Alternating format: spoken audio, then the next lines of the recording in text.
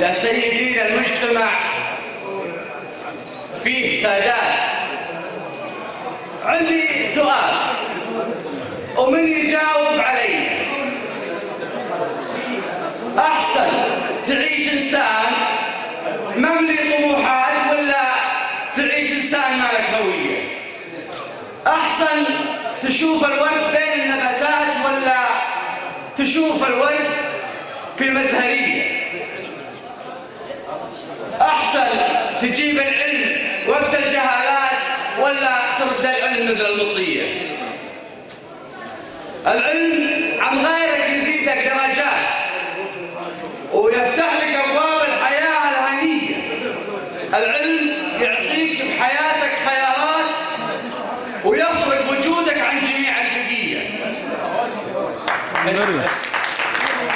العلم عن غيرك يزيدك درجات يفتح لك أبواب الحياة الهنية. وش قيمة الأهداف لولا المعاناة؟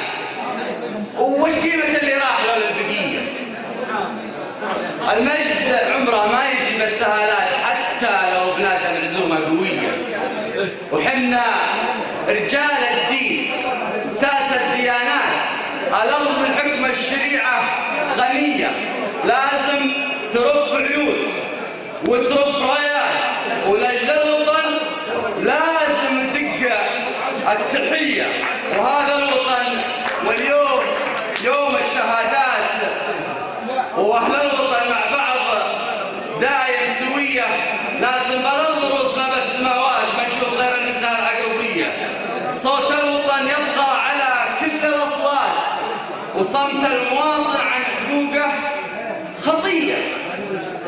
الله يديم أفراحنا والمسرات ويزيدنا من كل شيء شوية، ويحفظ وطننا من إحداث الجماعات، ونعيش طول العمر عيشة رضية في حضن سلمان العرب والحضارات.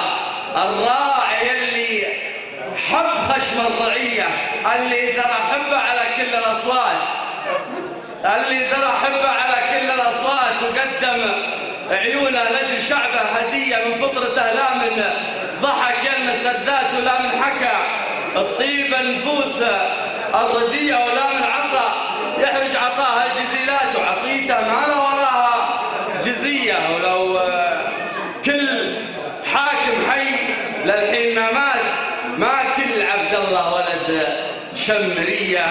ودي نطبق عرضته بالصباحات ونلغي تمارين الصباح الشقية.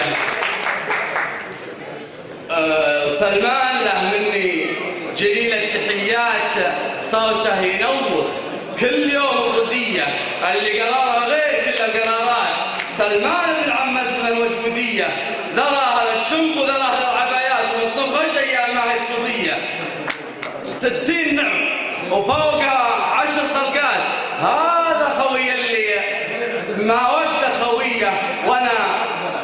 أنا معي إنسان مملي طموحات، ماني معي إنسان ما له هوية، وحلمي رقم 1. وأنا بالبدايات، وكل الأمور الثانية ثانوية، والحمد لله. وصار حلمك واضح الاتجاهات، كل الأمور الثانية ثانوية، والحمد لله والشكر والتحيات، وصلى الله وسلم على أحمد الدنيا.